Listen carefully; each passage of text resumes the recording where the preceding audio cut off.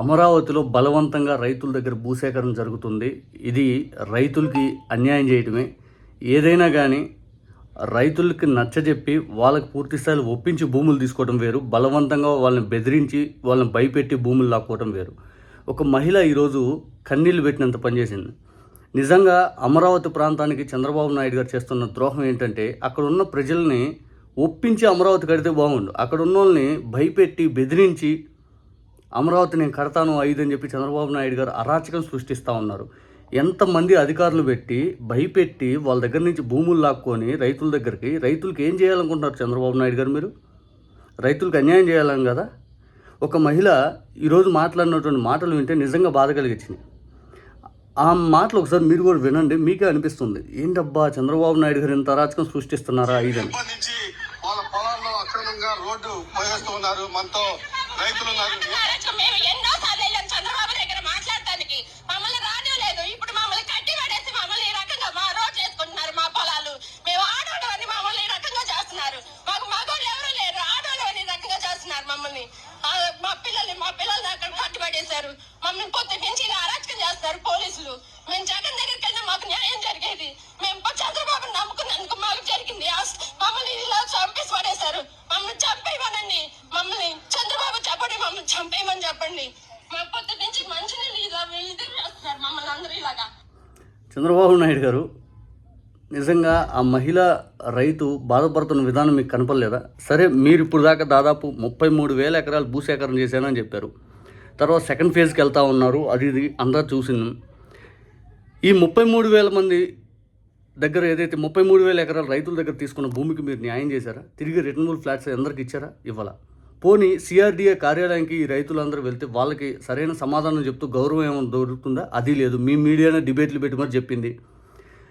ఏదో రామారావు అని చెప్పి ఒక రైతు, అయ్యా మా భూమి మీరు తీసుకొని మాకు తిరిగి ఇప్పుడు దాకా ఏం లాభం లేదా, మాకు నష్టమే జరిగింది, బిడ్డల పెళ్ళిళ్ళు ఏంటి, లేకపోతే మా బతుకు తెరువు ఏంటి, మా ఆలోచనలు ఏంటి, మాకు ఈ కష్టాలు ఏంటి 5 అని చెప్పి మంత్రి నారాయణ ముందే గుండెపడి చనిపోయిన ఘటన మనకు తెలియదా?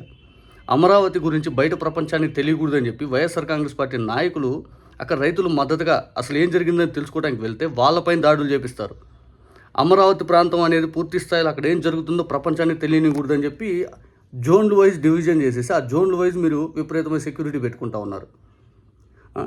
రిటర్నబుల్ ఫ్లాట్స్ ఇవ్వక, రైతుల దగ్గర భూములు లాక్కుంటా, డెవలప్మెంట్ అంతా పూర్తి స్థాయిలో ఎక్కడో 4 బిల్డింగ్లు వైపు చూపిస్తూ పూర్తిగా అది ఎప్పుడైతే తెలియని విధంగా తిప్పుతూ రైతుల్ని చంద్రబాబు నాయుడు గారు చేస్తున్నంత మోసం బహుశా ఎవరూ చేయట్లా. నిజంగా ఎందుకో మరి చంద్రబాబు నాయుడు గారు ఎప్పుడు అధికారంలోకి వచ్చిన రైతులకి అన్యాయం చేసేలాగా చేస్తూ ఉంటారు.